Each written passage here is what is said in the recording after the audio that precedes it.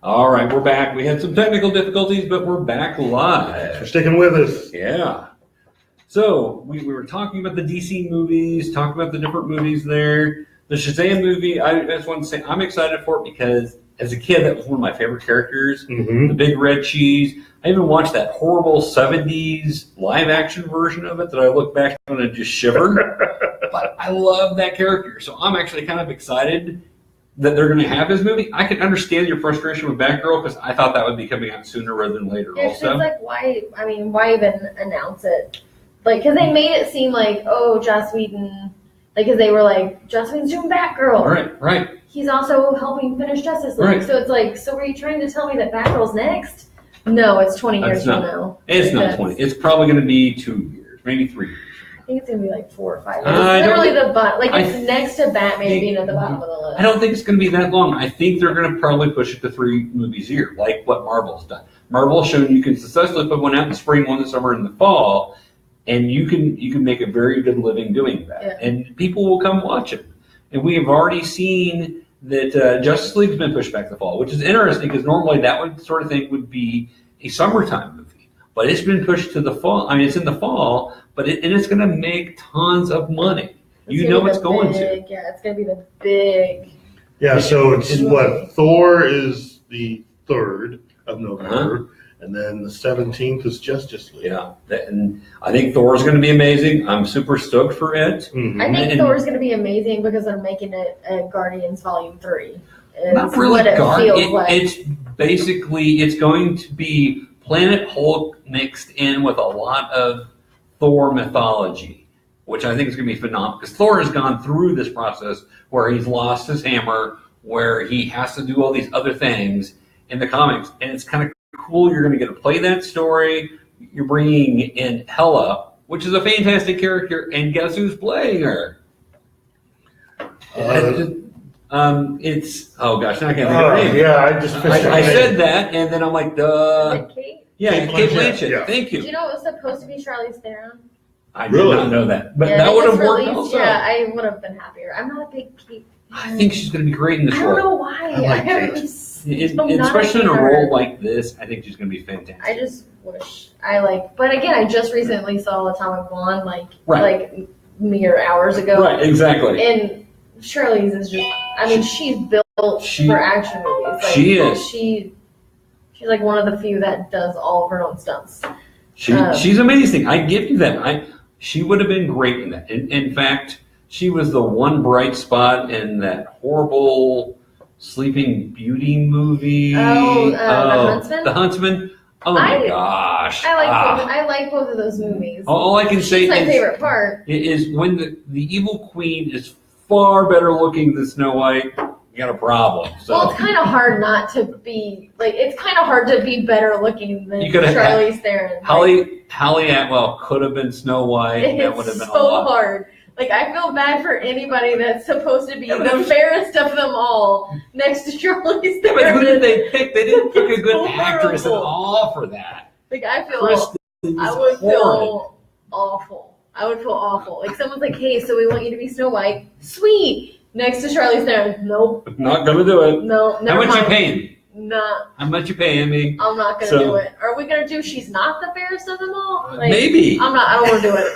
Never mind. So, and I wanted to just touch on Flashpoint also, because you guys had some really good points on Flashpoint. For me, I just see Flashpoint, and Flashpoint is a cool alternate universe. You can do some really cool stuff. You can fix things with Flashpoint, which is what they didn't do on the TV series. But it's so early in the game to fix things. I mean, it's kind of like spinning the world backwards at the end of Superman 1. It's just begun. Why are you making changes to history already? Except for you're going to do it more. I will say, having watched the cartoon adaptation of Flashpoint, awesome. that whole thing, if you did it just like that movie's going to be phenomenal. So I am looking forward to it. I just have that twinge of, are we rebooting already? Are we doing this to get a new Batman? Is that why we're doing this, or why are we doing it so early? But I don't think they would do that. I think it's that could be like a safety net in case something would happen. Plus, it's a fun adventure. And Ben Affleck has just recently said at San Diego Comic-Con, like, he is so excited and, like, honored, and, like, this is the best part he could have ever asked for. It's what he's always wanted to do.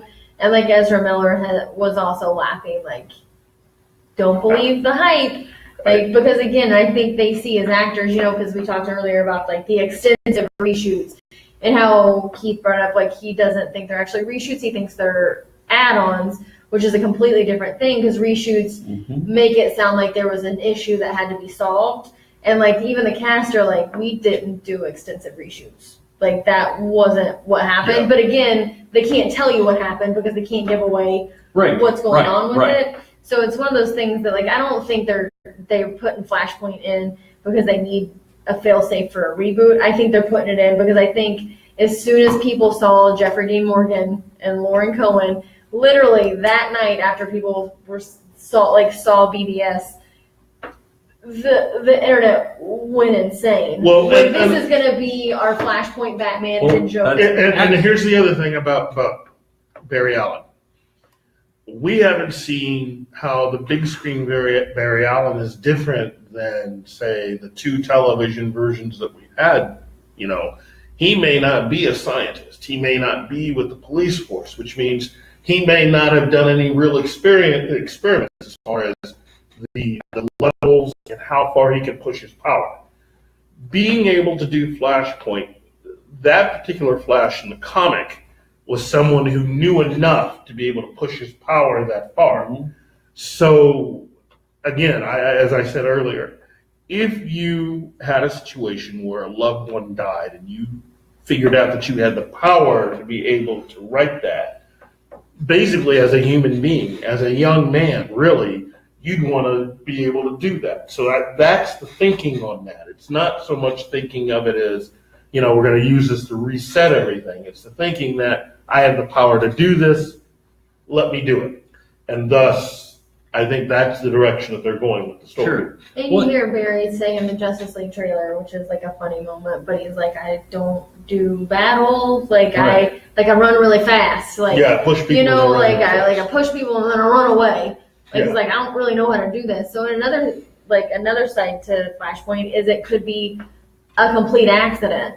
Like, he could not be trying to do anything but fight a guy, and it could just be like a complete, I'm so new to this power, I still don't quite understand the Speed Force, like, I don't get it.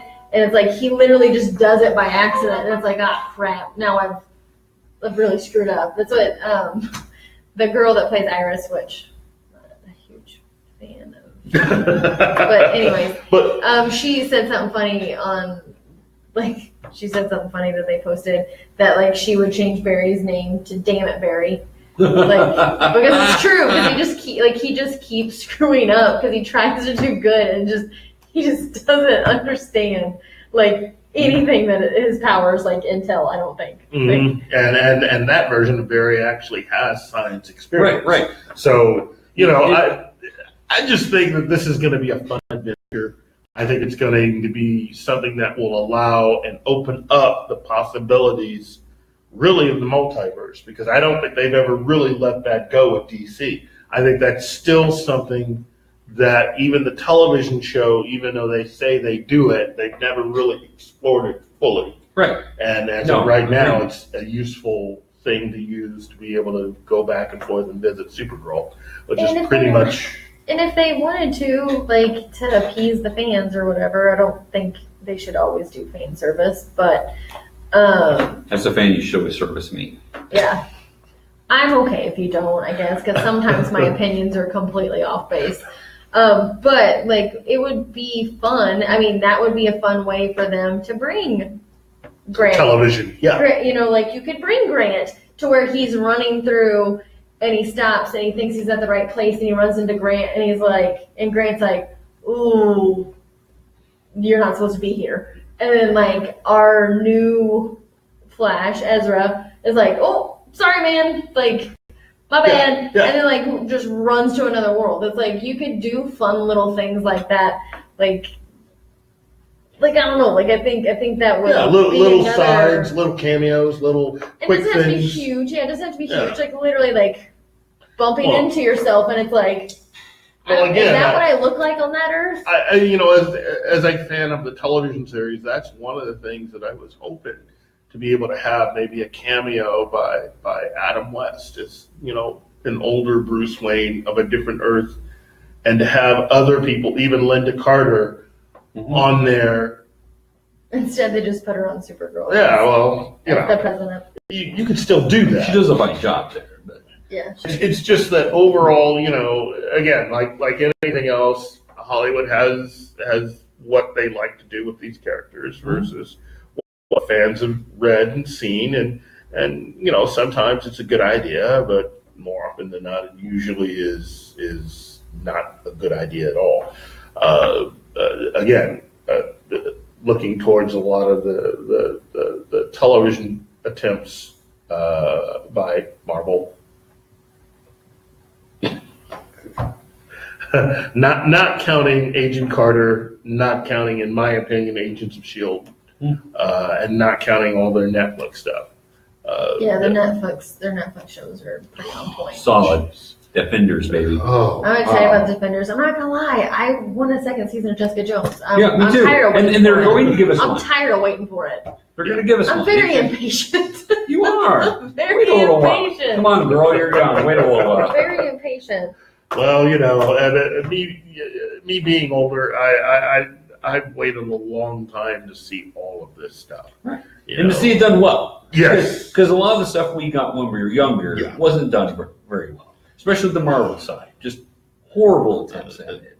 Again, And some of the DC stuff was horrible too. Oh, geez. Especially the television stuff. Superman 3. Superman 4. That was Superboy television series. The Supergirl movie, which was... Batman was solid though. Batman was very solid. Batman 1989 gave us hope that superhero movies can be done well. That still holds up. I kid agree. you not. I watch that movie at least 6 times a year. Like I've watched it 3 times already this year. I can't help it. It's like one of my favorite movies of all time. The movie of the decade for the 80s, by the way, according to People's Choice Awards. Yeah. It's such Very well a done. great movie. I love that movie so much. And I'm with you. My ringtone for text messages is "Love that Joker." What it is. And when Night so calls, much my Joker. Yeah, when Night calls, it's his laugh at the end of it. It freaks people out in stores. The only Joker better for me is the Joker from the animated series. With because it's Mark Hamill. Well, not just Mark Hamill. Mark Hamill just channels that character to a point. I'm like, It's so that's good. perfect. But it's really close because Jack is phenomenal in Batman. I think he's the epitome of what Joker is to me. Like Jack Nicholson. He does the crazy, scary side with like the funny, like this town needs an enema. Right. Woo! And like I know. and like just shooting Bob. I mean, like Bob Gunn. Yeah, just shooting them and walking away and being like, guys, I need some alone time. Like he's perfect. I don't care what anybody says. Like he is. Yeah. I feel bad for anybody that does the Joker. I mean, because you said you didn't like Jared Leto. Heath Ledger was great. However, no one can stand up to Jack Nicholson. Like no one can. Jared Leto has that Oscar that says different, but that's an Oscar for his role in Suicide Squad. Yeah, True. And Heath Ledger had an Oscar, didn't he? Heath Ledger's got one too. Yeah, that's what I thought. He's got one for Joker. But,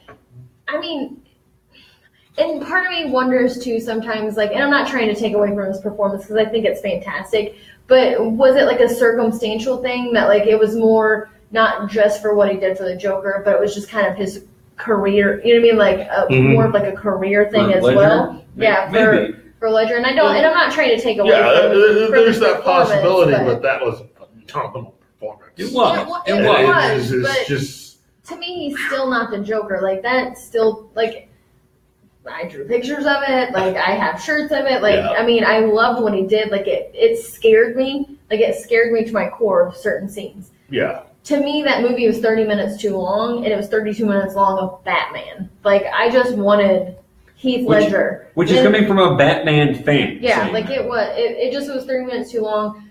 All I wanted was more scenes with Heath Ledger, because he was, to me, in that movie, the only thing that was intriguing in that movie was him, what they did with him, because everything everything was balled up with just his character and his character story. That's what we hear is the basic plan was Joker was to have been in the third film. Yeah, and that's another reason why I don't like the third film is because, again, Nolan kind of flipped the script and last minute, it was like, nope, this is like, but that's the thing, don't lie about it. Like, that was my thing, is like, we're not dumb, Right. Like, it's like everybody remembers that you said that. So it's like, so don't, I don't know. Like, it's like, we all know you wanted Heath Ledger to have, like, to be in it again. Like, because he originally had said, like, we're doing 4 movies.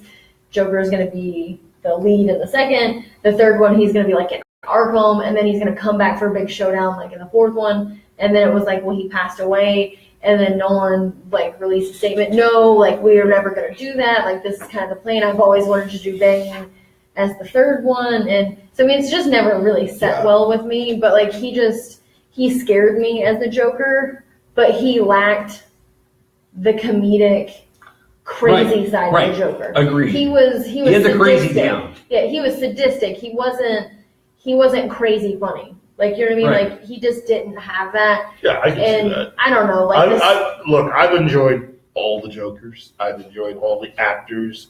I've enjoyed every single twist and turn of how Batman has been portrayed. Although, again, I'm not Clooney? I've enjoyed Clooney's performance. It wasn't necessarily a good movie, but it shows why certain period. Again, not a popular opinion.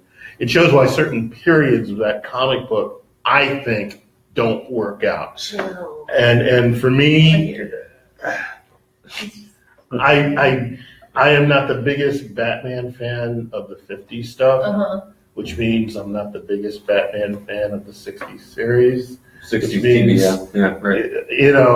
The Batman and Robin film, I'm not the biggest fan of because it's so all sad. The same thing. And that's why I want a Batgirl. And it's like, that's why I want Nightwing. It's like, because I want to see them in this, like, world. Yeah. This world that DC has now created. It's like, I want to see those people because to me, what DC's done with the Batman series, and I know you don't like the darkness as much because they've made Superman darker. However, but for the Batman side of it, it's like, that's the perfect world. Like, because that's what it is. They're crazy. Those people are insane. Everybody that lives in Gotham is crazy. Good guys, bad guys, citizens, it doesn't matter. They're all crazy people. No one would live in Gotham. It's like the worst place to ever live in. And that's the best thing about the television series Gotham. Which, if you stop watching it, you are crazy because it is crazy good. It's a phenomenal show. And again, that's one of those shows that I'm glad I stuck with. Oh, me too. What they're doing for next season, I think, is good. Unless they make Russ Harley. Let's stop that right now. Yeah, I do not want that to happen. The Grundy thing is pretty cool, though. Yes. That I'm pretty stoked about. Like, I thought I was on cloud 9 on that one. I don't want you making Barbara Harley, though. I don't want that. But I don't know.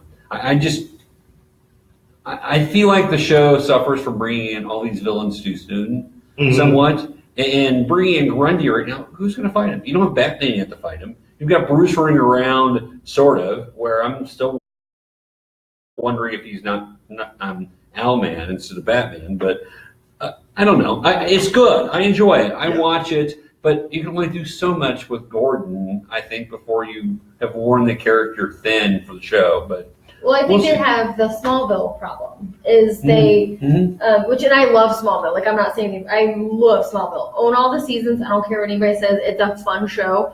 I like the bright colors, and I love all of the actors. You like bright colors? I do like bright With colors, Superman, depending on what it is. Depending on what it is. You can have bright colors and make something that isn't so good. Spider-Man 77 on CBS. But with Smallville, like, originally it was supposed to be, like, they were going to do 4 seasons. That's what they went with because it was going to be. Oh, you mean that show Superman? That show was originally going to be called Bruce Wayne that they just decided to change into Smallville at the last moment? Yeah, like an Arrow. It's the same thing with Arrow. They wanted Bruce. They wanted a Batman. They couldn't have it. But you know what I mean? So it's kind of this similar situation where the end of the show, I think, like, you know, the first 4 seasons to me were very strong. Yes. 5 and 6 were kind of weak. And then the 7 through 10, I thought, again, got back on track and were awesome because they were allowing them to do the things they needed to do. And I feel like Gotham's having the same problem is they wanted to do a Batman show, but it was like, well, you can't.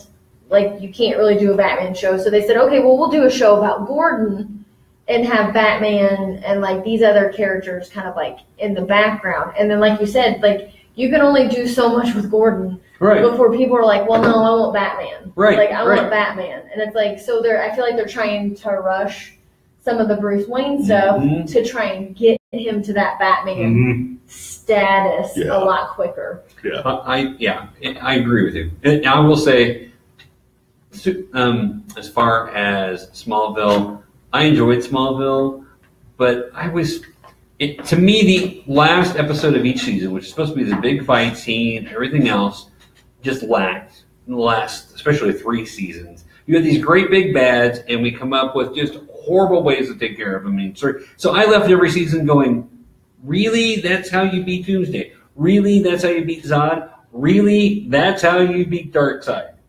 Really? Because I am super disappointed in that. And so to me, he's Superman. That's how I beat him. They ruined the season by having really lame ways to wrap up the season. So, but that was my fault with it. And I got to that point to where I knew. Blasted me about Smallville. Was it? No, because I enjoyed Smallville overall. Somebody blasted me. When I said they were like real mad. I can't remember who it was. I wasn't. But I said that I wasn't watching. That I was like rewatching like the last season while I was drawing something, and I don't know. I can't even remember who it was. But somebody like was mad, like super mad. They tell me how horrible it was. I would just tell you, been watching it. You're gonna watch the season where Superman beats Darkseid because he's a mist and he flies through them. Almost as bad as Galactus being a cloud, but I don't know. Well, I don't know. Let's move along a little bit, guys. We can beat this to death, and we have a limited amount of time, so I want to do a couple more news things, and then a couple things we're going to do on the series as we go. That's kind of fun things we'll do with guests and everything else. So just kind of give you a taste of it. Also, the female doctor, we talked about that, and apparently you don't have an opinion, or you don't like Doctor Who. I don't really like Doctor Who. Mm-hmm. I was just looking because we had comments. I'm going to see. Apparently you don't have an opinion, or you don't like Doctor Who. Well, you can hear us in the background there. How about that? Well, I can't read there. I was going to see. Right. We can't read what you guys are saying at the moment because it's the way the camera's set. But someone said except Batman vs Superman. What are you talking about? Martha! We can go. We'll have a whole show to that. But no, I know I'm probably going to get like stabbed when I leave. But I don't really like Doctor Who. So it's hard for me to say like, oh no, you shouldn't have a girl, or oh yes, you should have a girl. I think it's perfectly fine. I mean, I don't like the show. I have a problem with the show. I think they have good standalone episodes. I just don't like it as a whole because I love Buffy. I love it that Buffy was my Buffy for 7 years, and she's that person. From a marketing standpoint, genius. You could literally keep this show going like through the end of time. Years. So that's extremely smart. So, I mean, I think it's cool that there's a girl doctor. Like, I kind of agree with you. I think it's a shame it's not Haley Atwell because she was pushing pretty hard for it. But I mean, like, I know there's a lot of angst going on right now. Like, they're kind of split. Like, I have a lot of friends that like Doctor Who, and there's a lot of people that are up in arms because they, it's never been a girl doctor, so why now? Like, it should be something that's continuous, and it's like, and then the other group is like, no, it's fine because if the doctor regenerates, it doesn't matter. It's hard for me to have an opinion because I don't really like the show that much. But I mean, I don't think it should be an issue. Like, and unless they're doing it to make a political like stance. Sure. That's the only time I think that people should be upset about it, is if it's not done because it's for the character's sake. Like if it's for the character's sake and they're trying to push the story forward. Like, as long as they're doing it for those reasons, I don't think anyone should be upset by it. Yeah. I can understand if people are upset if they're doing it as, like, a political standpoint that they're trying to make a stand. Right. Like, then I can see why people could be, like, agitated that way. Yeah. But it's kind of hard for me because I don't, my heart's not really in this show. But that was a lot of information for somebody who doesn't like the show, so that's good. That's right. A lot of people talk to me about the show. Well, and what I will say here is, you don't have to be a fan of every geekdom to be a geek. You can have things that you like and you don't like, and that's okay. You don't have to know everything about the history of 75 years of Batman to be a Batman. Yeah, I don't down Doctor Who. I personally don't like it. By all means, I mean, like I said, from a marketing standpoint, it's genius. Like, it is the smartest thing you could ever do with a television show. It's very British, for sure. So, what are your thoughts, Keith? I'm excited. I mean, I am a fan of Doctor Who. I'm excited for the story possibilities. I'm excited for really this new writing staff. I mean, now part of the change for the show is that you're going to have a new showrunner. And so I'm always interested in seeing what someone new can bring, a different voice and a different point of view to everything. So I'm really looking forward to the whole thing. Well, and since the relaunch of Doctor Who, back with Eccleston, I've been watching since then, and I've gone back and watched some of the historical stuff. Yes. And I didn't get an opportunity growing up to watch it. It wasn't on where I was at. Yeah. But I found I enjoy the show. Some of the older stuff sometimes is a little harder to watch, and some of it has to do with the time period and kind of special effects options they had. Yeah. But I like the show. I like the character. I'm looking at this going, you've got a character who over the years has been tall, who's been short, who's had curly hair, who's had no hair, who's sometimes their style is to wear leather jackets, sometimes their style is to dress up in a suit and tin shoes. These characters sometimes are really old, sometimes are really young. It really depends. I don't see a problem with saying, oh yeah, and they can be female. We've already seen that historically, and they've made mention of that. And of course, we've had the Master has become Missy of the last run. So I don't see a problem with it. I've had friends of mine say, I don't like her as an actress. I don't like what she's been in. That to me is a fair criticism. I don't like this actress. I would have been happy with Haley Atwell or whoever. Great. If you're saying it's just because I'm a guy and I don't like females in these roles, that's not nice. Time to get over it. Yeah. So I'll say that. So that's we nice. all have our issues we struggle with, but maybe it's time. We want good roles too. Right. Most definitely. I tell you what, I'll take a good female role where the female's strong, and I just love that. I'm reading comics I'm reading are mostly female based, but I know I'm in the minority as guy. We're kind of cool. Kind of. Like, I'd rather look at a female any day. Females in general are kind of cool. I'm telling Atomic Blonde. I'm telling you, like I want to see it. Like it was 5 stars. Yeah, I mean it was a good story, but like being set in '89 and like seeing like the fight scenes are shot like at mediums and wide, so you see the entire thing. And like night, my boyfriend, we walked out and like we got in the car and he was just like I hurt. Like he's like I feel like I hurt because it was like I felt like we were feeling like we were getting punched every time.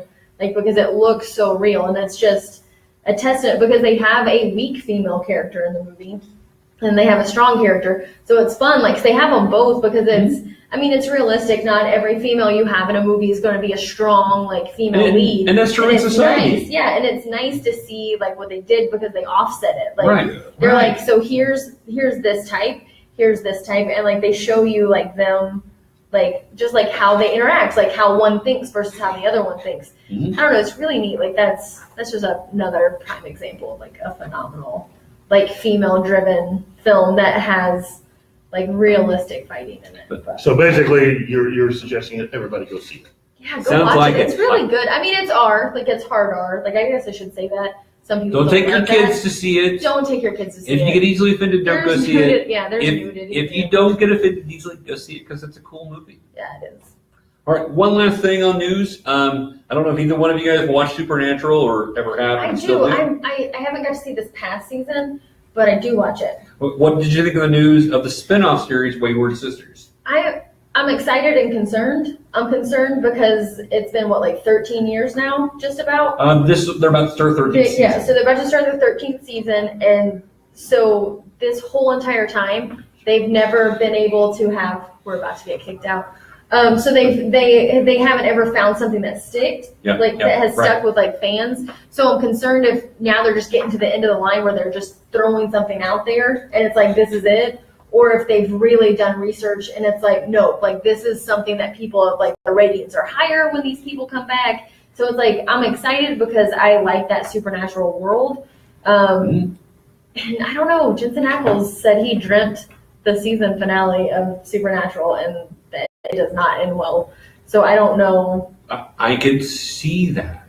You got to think when this thing ends, and supposedly it's going to the 14th season. I think it would be perfect to end at 13. 13 because is Supernatural. And then if it just happens to not end perfectly, like the end of the 5th season, where things aren't quite perfect, but that was a fitting ending, that would be cool. But these female characters are the only ones. Yeah, they're fun. They're great characters. They're wonderful. They're strong. They're hunters, and they're funny. I love these characters, so I'm excited for it. And they're characters that have finally actually lasted. If you're a fan of the series, you know that female characters die easily on the show. Yeah, which is sad. I was Joe and I was hoping, I don't know, they said they're bringing back a lot of people this season, which would be the perfect season to end it on if you're bringing back all these people. I agree. So anyway, I'm excited for it. Hopefully that'll take off and do well. I know they're going to have that kind of the episode that's supposed to be the pilot that's not really the pilot, just to make sure. But I'm really hopeful that we're going to get a really cool thing from that. I hope so too. I love Jensen and Jared. I think they do, you know what I mean? I have one of their Always Keep Fighting shirts. They do a lot of really good causes, and it's nice to see them, they feel like brothers, they're very supportive of one another, and they're supportive of the people on the show and the crew and stuff. So it's really nice. So I hope anything they do, does well because of that, because they seem like good people. They do. I agree. All right, we're going to move on quickly to a section that we'll play with our guest. But since we don't have a guest, I will play with you guys real quick on some fantastic quotes. Okay. See if you can tell me who said this quote and where. All right. The first one is, if you can't take a little bloody nose, maybe you ought to go back home, crawl under your bed. It's not safe out here. It's wondrous with the treasures of satiate desires, both subtle and gross. It is not for the timid. That's familiar. It should be familiar to you, Keith. That's from Star Trek. It is from Star Trek. It's it's from Star Trek. It is from Star Trek. I did not know what it was from. What Star Trek? You know what? That sounds like something Q would say. You're exactly right. From the Q-Who episode on Next Generation. There you go. Keith is the man, by the way. Keith is really smart. I'm just going to set these out. He's the man. All right. I want to set these out. Here's another quote for you. Bill, strange things are afoot at the Circle K. Oh, it's Bill and Ted. Bill and Ted. He's doing another one of those, apparently. Right? That's what you should have done this, Keith. The final one we're going to leave you with, and we'll have more on these every episode. No matter where you go, there you are. Buckaroo Banzai. One of my favorite films of the 80s. Just way misunderstood, way before its time. And got crushed because it opened the same weekend as Purple Rain. Yeah. Who would have thought? It's still the number one selling soundtrack of all time, by the way. Yes. And then I would just say, if the apocalypse comes, beat me. That's what Buffy the Vampire Slayer. Throwing it out there. What's up, SMG? Really, now to the section that we like to call, what was it that we're calling it? Stump Keith? No, it's not Stump Keith. It is, Did You Know? With Sensei Keith. So give us some information we don't know, Sensei Keith. Basically, 3 major anniversaries, centennials that we're going to be celebrating this year or are celebrating this year. If you've been watching the coverage or had watched the coverage for San Diego Comic-Con, you knew that this year we are celebrating the centennial of the birth of Jack the King Kirby. Jack is awesome. Oh, yes. But it's also the centennial of Will Eisner, who was such an amazing talent within the world of comic books. They named the ultimate comic book award after him, which is the Eisner Award. And then also the other major centennial, it's 100 years since the birth of or debut of Middle-earth. So there you go. For all you Tolkien fans out there. So you can now use that on all your friends. And we'll have more information like that in the coming episodes. We will, because there's a lot of cool stuff. Made me watch those cartoons. Oh, the cartoon versions of Tolkien. Man, those are kind of funky and creepy. They're very creepy. And they kind of mix Nazi stuff and some. They're cool. I remember watching those, and those are really cool. I'm on VHS. Just in case you don't know what that is. VHS is a little tape that you put in a VCR. Back before the digital days. Back before Blu-ray. All right. Now it's time to move on. Since Keith has given us some information, we're going to try to stump Keith because Keith is a man of great knowledge when it comes to the geek. I know a few things, not everything. He doesn't know everything, but he knows most things. So Brittney and I are going to, every episode, come up with some questions and try to see if Keith can answer this. And here's what I got. If you want to read one or you want me to read them all? You can read. Okay. I don't do well reading. Yeah, that's true. I get that. So, and we talked. She's going to have some other things later. Yeah, so, I had one and I didn't bring it. It's all right. We'll get it. We will get it. All right. When Alan Moore wrote the 80s classic Watchmen, he originally planned to use characters that DC owned that were originally from a different comic book company. DC told Moore that they had plans for those characters. What comic book company characters did Moore originally tend to use? Man.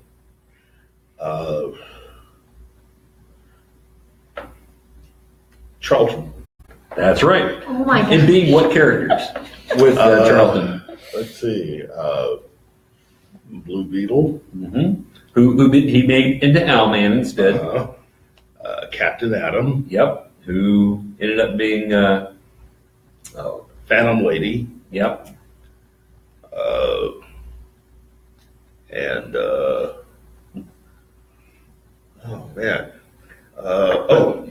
Question. Yes.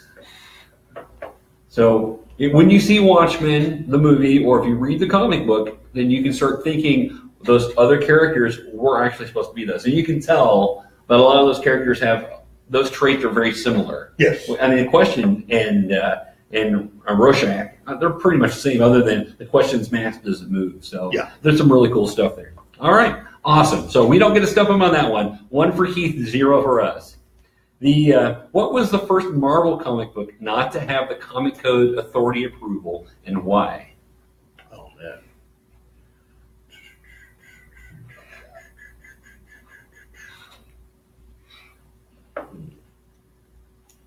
Yeah, that's been a long time. It has been a while.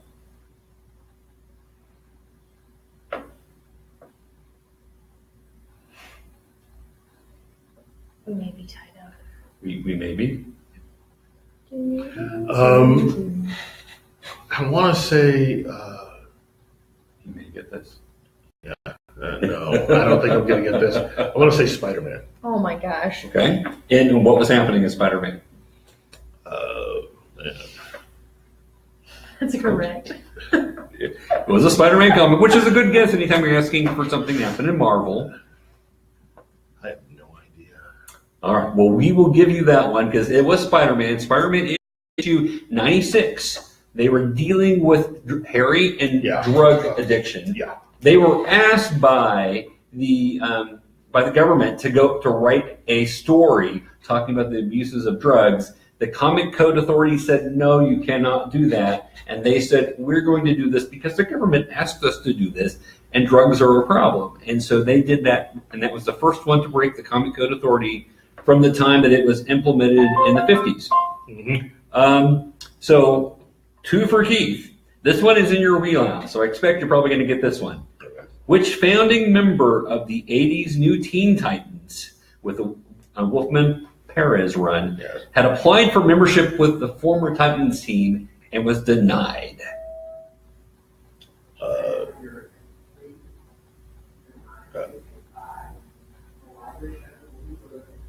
I would previously applied for membership. Which member of the 80s had previously applied for membership? Yep. I would say Gar. That's exactly right. He'd applied with As them Beast Boy. as Beast Boy. Yeah. All right. So that's where we're coming to the end of the show. 3-0, by the way. This brings us to the end of the show. Thank you for watching. We will be doing regular episodes. We have a YouTube channel you can check out. We will be doing a podcast on this. We're going to try to hit all these mediums. If you would like to come on our show because you're a geek and you want to be a guest, let us know. If you're a writer, if you're a creator of some sort, if you have something of interest, we'd love to interview you. So let us know. Give us in the comments. And for Larry Litle of geekycool.com, Brittney Greer of American Wasteland. And the big man Keith. the big man Keith, thank you very much for tuning in. You guys have a great week. Stay geeky, y'all.